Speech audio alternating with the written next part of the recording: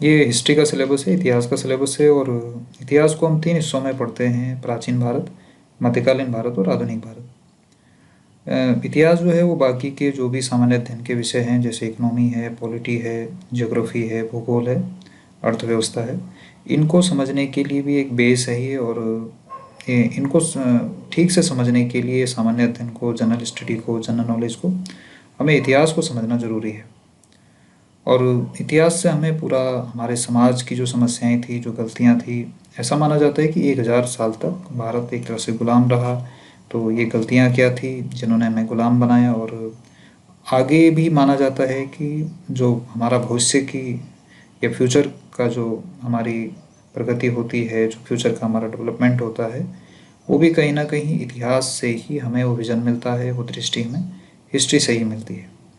तो इतिहास अपने आप में एक बेसिक सब्जेक्ट है, एक बेस है पूरे जनरल स्टडी को और सब्जेक्ट को समझने के लिए भी।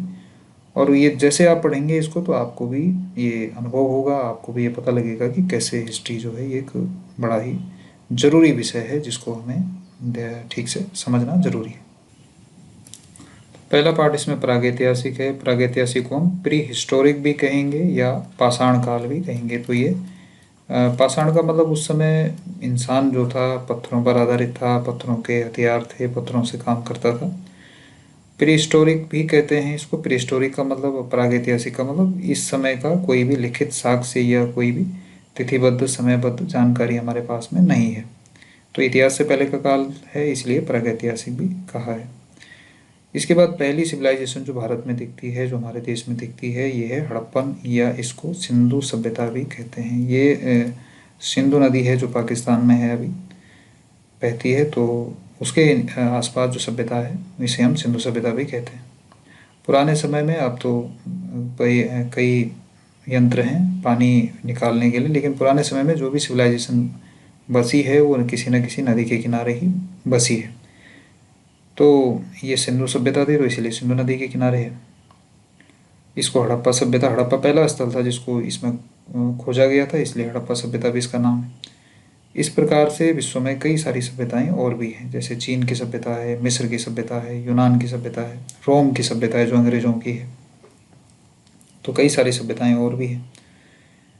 अब इसकी विशेषता हमने देखी है कि ये एक शहरी सभ्यता थी। आज से 5000 साल पहले, लगभग लगभग 2700 ईसा पूर्व के आसपास इसका समय था। तो कैसे उस समय में भी एक विकसित समाज रहता था, कैसे इन्होंने अपने घर बनाए थे, वो पूरा हमें देखने को मिलता है। और पाकिस्तान और भारत में ये फैली हुई है। इसके बाद अगला जो पार्ट है इसका, ये वैदिक काल हम पढ़ते हैं। इसमें वैदिक काल, जो वैदिक लोगों को या जो भारतीय लोग हैं इनको आर्य कहा गया है। तो ये वैदिक काल जो है ये आर्यों की सभ्यता इसको कहा गया है। और वैदिक काल दो हिस्सों में है, एक ऋग्वैदिक है इसमें, यह पूर्व वैदिक काल, और उत्तर वैदिक काल, यानी कि पेरीवैदिक और पोस्ट वैदिक, ये दो हिस्सों में बढ़ता है। तो वैदिक काल यानी कि जो हम भारतीय हैं, हमारा ये यही यहीं से आरंभ देखा गया है। तो इसमें दो हिस्सों में हम बढ़ेंगे। ऋग्वैदिक काल में इंसान, अब ये दो हिस्सों में है, जैसे कि एक तो हो गया पूर्व वैदिक और एक हो गया उत्तर वैदिक। तो पूर्व वैदिक और उत्तर वैदिक में थोड़ा सा अंतर है। पूर्व वैदिक काल में हम घुमक्कड़ी रहते थे, एक एक जगह पे नहीं रहते थे। गाय हमारा मुख्य पशु था, या मुख्य व्यवसाय हमारा पशुपालन था।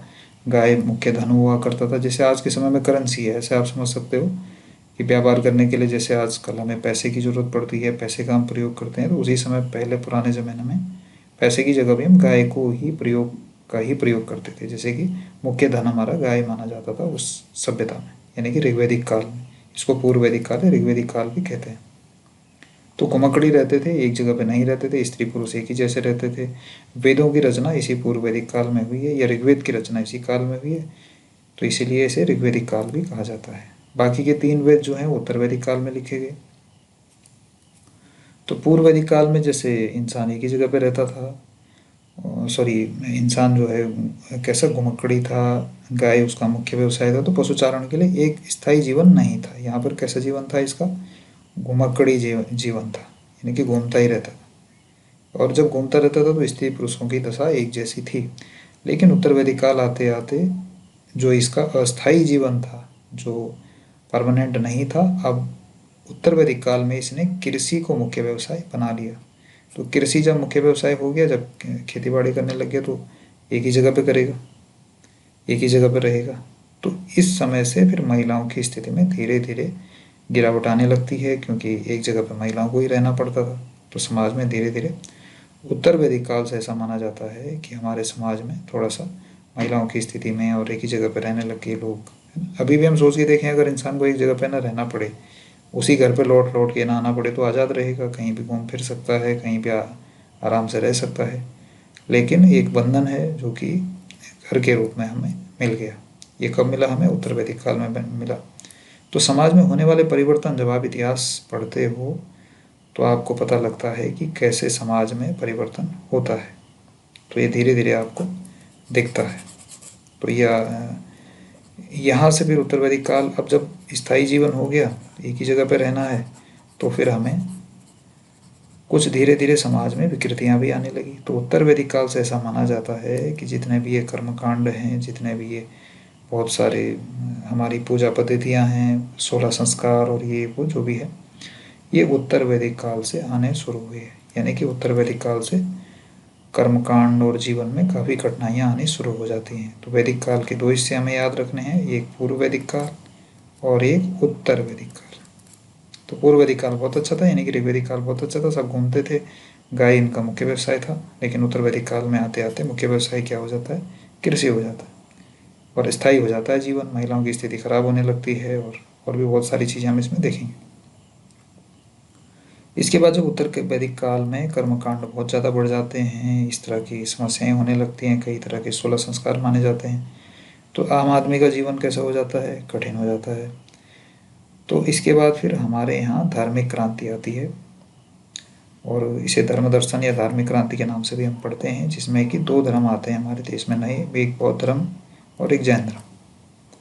इन्होंने इस सभी कर्मकांडों से हट करके इंसान के जीवन को आसान बनाने का काम किया। तो इसे धार्मिक क्रांति भी कहा जाता है। क्रांति का मतलब जब हम पुरानी मान्यताओं को छोड़ करके कुछ नया और नए विचारों को अपने जीवन में लेके आते हैं। तो बौद्ध धर्म, जैन धर्म आप ध्यान से पढ़ेंगे उसको, तो कैसे उसमें पुराने जो 16 संस्कार, एक कर्मकांड, पूरे जीवन भर आदमी परेशान इसमें रहता था। तो बौद्ध धर्म में आप देखेंगे कुछ भी इस तरह की चीज़ नहीं है। तो महात्मा बुद्ध ने लोगों को उस जो भी कर्मकांडी व्यवस्था थी हमारी उत्तर वैदिक काल की, उसको समाप्त कर दिया।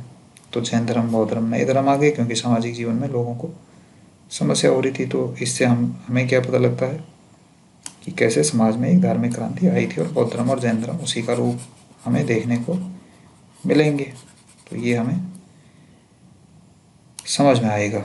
इसके बाद फिर महाजनपद काल आता है। अब ये हम लॉजिक से भी समझ सकते हैं कि जब आदमी एक जगह पर रहेगा तो उसके खेत होंगे।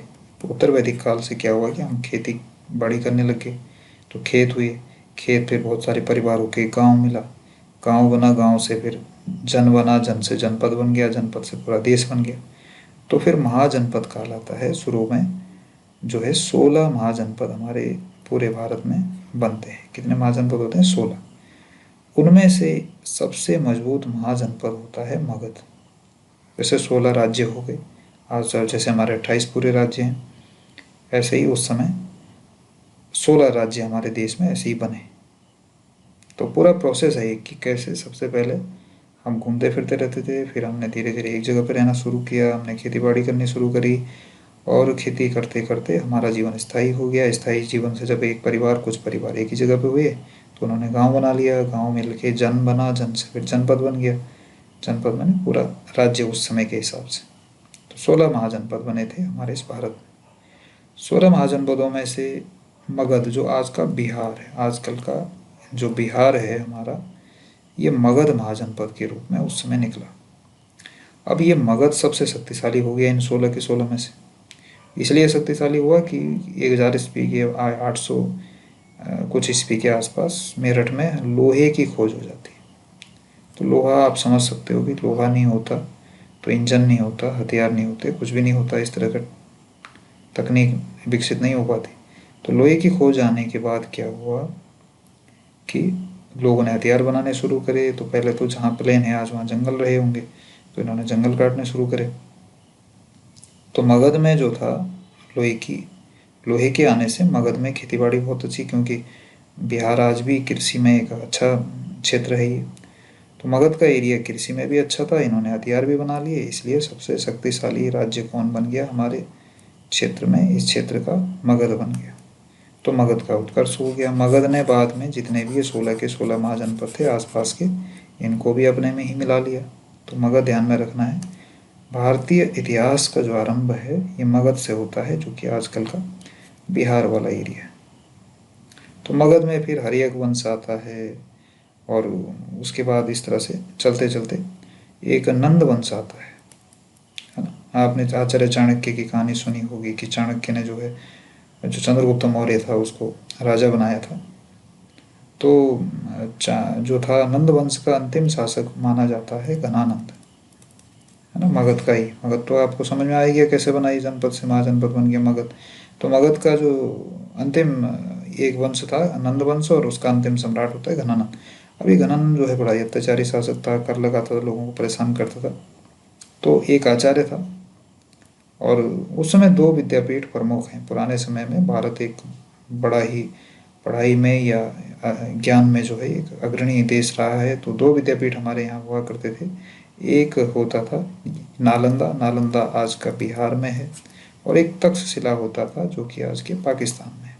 तो तक्षशिला दो विद्यापीठ हुआ करते थे, दो विश्वविद्यालय हमारे भारत में हुआ करते थे। एक नालंदा जो कि बिहार में है आज के समय में, अभी नालंदा का शायद उद्घाटन भी हुआ था, एक नई यूनिवर्सिटी बनी है वहाँ पर। तो नालंदा विश्वविद्यालय हमारे भारत का सबसे बड़ा विद्या का केंद्र था, विश्व से भी लोग यहाँ पर पढ़ने आते थे। तो नालंदा और तक्षशिला दो थे। तो नालंदा विश्वविद्यालय या एक आचार्य थे जिनका नाम चाणक्य था। तो चाणक्य का अंतिम शासक जो एक घनानंद था, इसने इन चाणक्य का अपमान कर दिया था अपनी सभा में।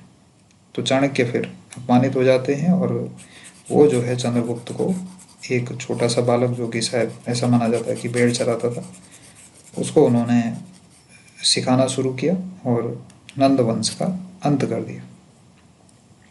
चाणक्य जो एक महान फिलोसोफर या दार्शनिक भी कहे जाते हैं, और सबसे बड़ा साम्राज्य मौर्य साम्राज्य की स्थापना वैसे तो चंद्रगुप्त मौर्य ने की है। चंद्रगुप्त मौर्य मौर्य साम्राज्य का संस्थापक माना जाता है। लेकिन चंद्रगुप्त का जो गुरु था जिसने इसको सिखा के बनाया था वो था चाणक्य, है ना। चाणक्य का अपमान घनंद ने किया। चाणक्य ने फिर चंद्रगुप्त को लिया, एक छोटा सा बालक को, इसको सिखाया कई सालों तक, और फिर पूरा ये मौर्य साम्राज्य की स्थापना कर दी। नंदवंश के घनानंद की हत्या हो गई, इसको मार दिया गया घनानंद को जिसने अपमान किया था। और और आचार्य चाणक्य ने कौन से वंश की स्थापना करवा दी? मौर्य साम्राज्य की। संस्थापक इसका चंद्रगुप्त था। और ये जो चाणक्य थे, ये भारतीय प्रशासन में इन्होंने एक पहली किताब लिखी थी जिसका नाम था अर्थशास्त्र।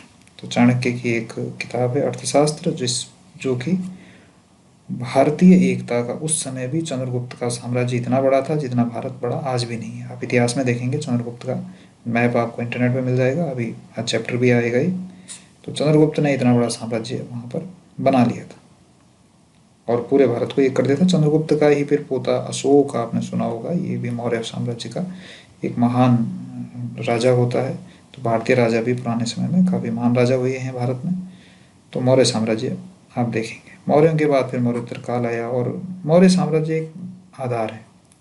मौर्य साम्राज्य ऐसा माना जाता है कि उस समय विदेशी आक्रमण, सिकंदर के आक्रमण हो रहे थे, तो विदेशी आक्रमणों से भी इन्होंने बचाया था। और भारतीय राजनीतिक एकता का यहीं से आरंभ होता है, यानी कि पूरे भारत में एक सब बड़ा राजा जो कि पूरे भारत को ही एक सूत्र में कर दे, ऐसा राजा पहली बार चंद्रगुप्त मौर्य दिखता है।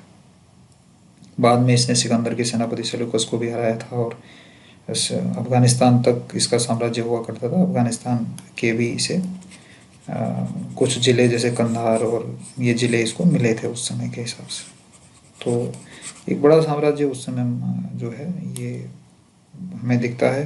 फिर मौर्योत्तर काल आता है, फिर गुप्त काल आता है। गुप्त काल भी समुद्रगुप्त और आपके चंद्रगुप्त विक्रमादित्य बड़े बड़े महान शासक होते हैं जो कि मौर्य चंद्रगुप्त मौर्य के जैसे ही होते हैं, है ना। फिर धीरे धीरे पृथ्वीराज चौहान और राजपूत काल हमें मध्य भारत में दिखता है, और पृथ्वीराज चौहान को फिर मोहम्मद गौरी जो होता है ये हरा देता है जो है तराइन के दूसरे युद्ध में 1192 में।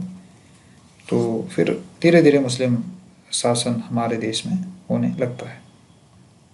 तो ये हम फिर मध्य का काल देखेंगे।